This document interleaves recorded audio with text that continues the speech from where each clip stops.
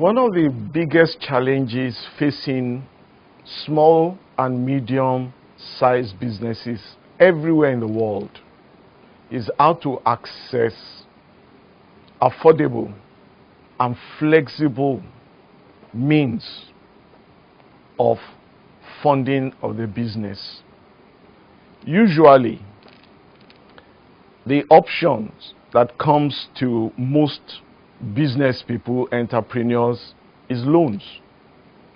But this is not perhaps the only and most feasible way by which you start or even expand your business. I am Emmanuel Imevere, the author of a book, Business Intelligence. And in this book, I have addressed some areas that will make it easier for small, medium-sized businesses to access and utilize alternative forms of funding. Starting with loan finance, for instance, if you go to an institutionalized lender like a bank, the most important thing you need to get ready up to address is the issue of collateral and securities that will cover the risks. You are an entrepreneur thinking about all the goodness and all the success that will come out of your business. But you need to be aware that banks traditionally will make money from loans, and they are usually therefore risk averse. As a result, getting loans from the bank usually, if you can succeed, is a liability.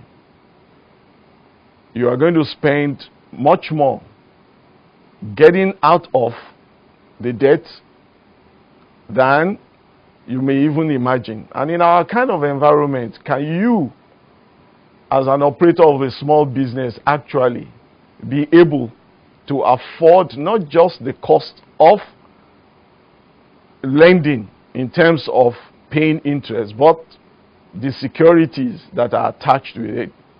So perhaps you want to look at other alternatives.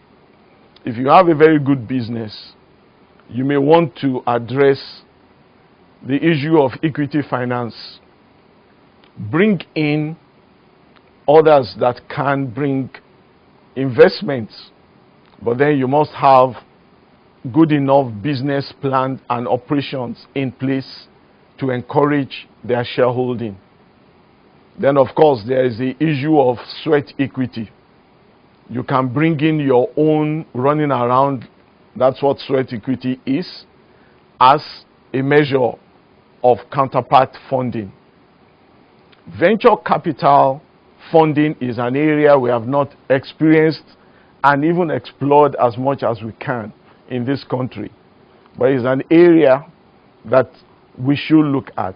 A venture capitalist comes into your business, usually will be involved in the management up to maybe 4 years, 5 years, and thereafter they pull out from the business after they have made enough money. Of course, you can also use your personal funds. But in all of this, what is most important is, do you have the credibility?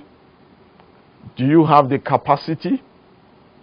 Do you also have, very important, the ability to give confidence to someone that will lend you money?